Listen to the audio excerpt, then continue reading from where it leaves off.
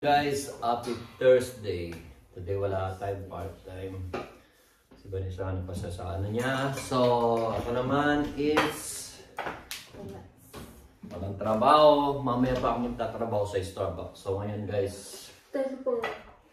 Ah? Yung oras dito, 10:05. Check time is 10:05 ng umaga. So, almusal mo lang kami guys. Makulimlim na ngayon pa. Mamaya kasi uulan. Malapit na mag-winter dito sa nagtatago na yung araw eh. Malamig 18. Ito malamig. Malapit na mag-winter talaga mga kamay. Balik sa makakapal na jacket na naman. Ang tagal ginagamit yung gano'n, no? Mas mahaba kasi yung malamig sa iyo.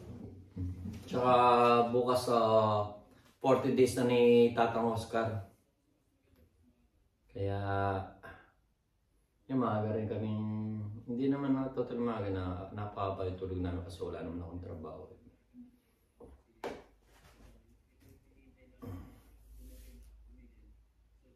So nakasok nga namin kaninang madaling araw si Manin eh. Sumpo nung ba? Isa lang yung katawan. So para sumipsip, masarap gumawa si Vanessa ng chicken tuna at century tuna. Ay ano?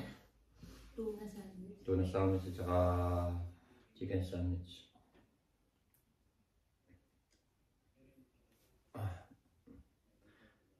Nakakamiss din si tatay pero napag-usama namin ni Manin, parang hindi naman nawala si tatay.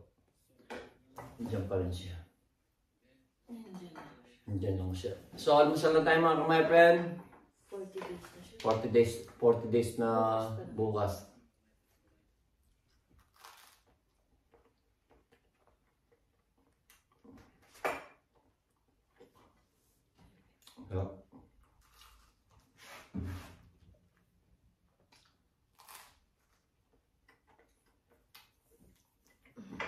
Bilis ang panahon yan.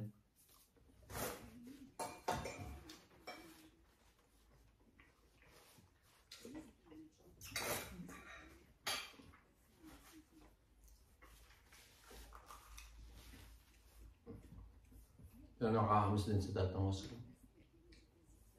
Pag umuwi kami ng Pilipinas, hindi namin siya makikita ang buhay. Siyempre, pupunta na lang namin siya sa cemetery.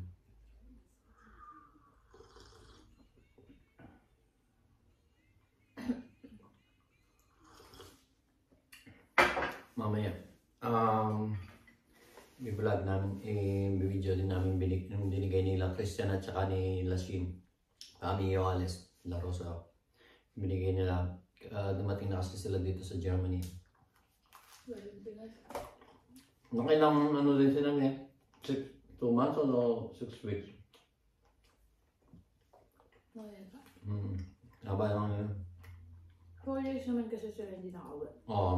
Deserve naman nilang magtagal doon kasi mababa din yung nag-stay sila dito na hindi sila umuwi ng Pilipinas.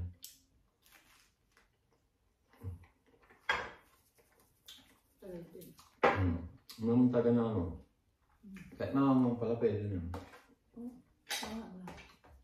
Hindi mo tuloy mga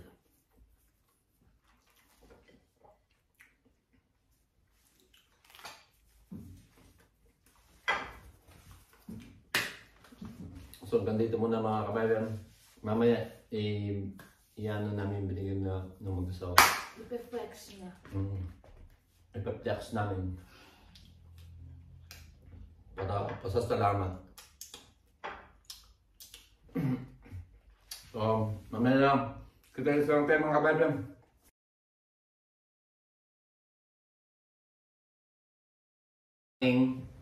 Mag-almusal. So, ngayon i-flex lang po namin yung at pasasalamat din sa mag-asawang kay Shane at kay Christian, kay Brad ko. At kay siyempre.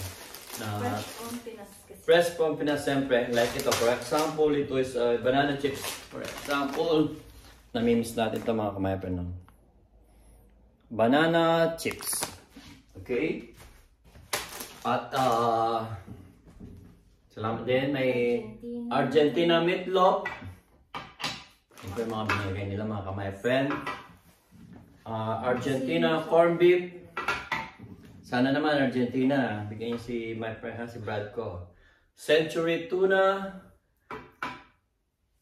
At ito masarap kasi sa Pilipinas yung mga instant coffee na mag-aano ka na lang ng mainit na tubig.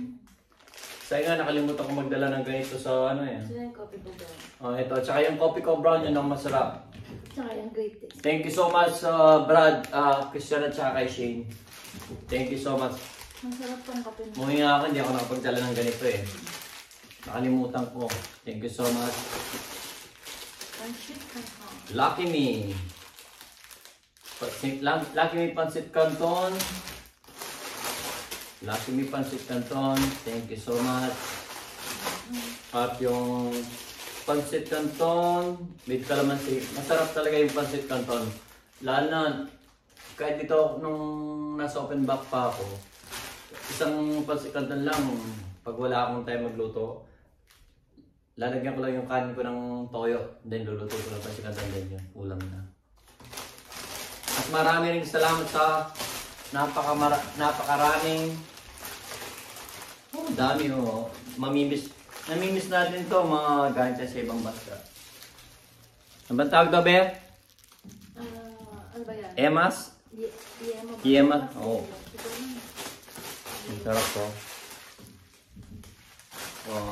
Parang ganito siya mga kamay friend. So, kaya, yan.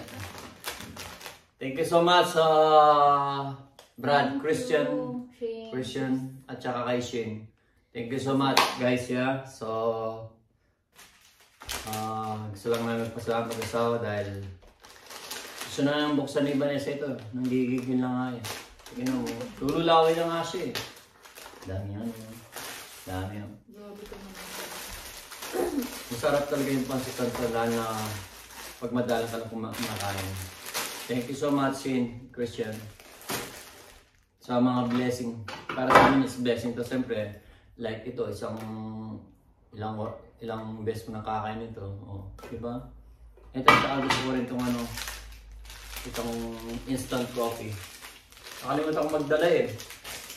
Kaya hindi naman ng Pilipinas pero hindi ako nakapagdala na. So hanggang dito na lamang mga kamay friend.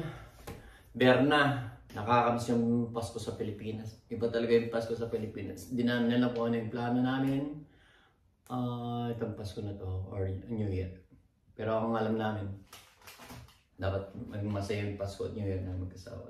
Kami lahat dito nasa malayo. Tayong lahat nasa malayong lugar na malayo sa pamilya natin. At saka sa mga OFW na nasa malayo, nagtitipid sa mga malayo sa mga pamilya nila para ay may pantusos lang sa pamilya nila. Saludo din ako sa mga OFW na magsakripisyo para sa pamilya nila. At habang mga asawa nagme-message. At kami magpapaalam na mga kamay friend, maya-maya lang papasok na ako sa Starbucks. So wala kasi akong pasok dito ng umaga kaya nakapagpahinga ako. Late kami nagising ni Vanessa kasi late na rin kami natulog. Is 12:30 ng madaling araw kasi nga nakausap namin si Manene, yung nanay ko nasa Pilipinas dahil nga 40 days ni Tatang Oscar bukas. So yan, magluluto lang sila ng kahit paano pang after ng misa, magluluto lang sila. So, hanggang dito na lang mga kamay kasi yung asawa, balasubas, natatay na daw siya. Hindi ako makakatot. Hindi mo pwede ka na umutot, marinig na. Ganun lang. Hindi, alam niyo ba yung utot na mainit na walang sounds? Ano yun? Iba. Parang ngayon. Pag lumabas yun, yung naramdaman ko lumabas siya mainit. Hindi ko alam yun, hindi pa naranasan yun. Oye. Sana all. Sana all. Sarap nito. Chips. Sana all. Dito na lang. So hanggang dito na lang mga kamay friend. Keep safe always and God bless. Shoutout sa mga pamilya namin dyan. Lalo na kay Manani at sa mga pamilya at kamag-anakan sa mga kaibigan both side. Buti sarang mami. So hanggang dito na lang. Bye!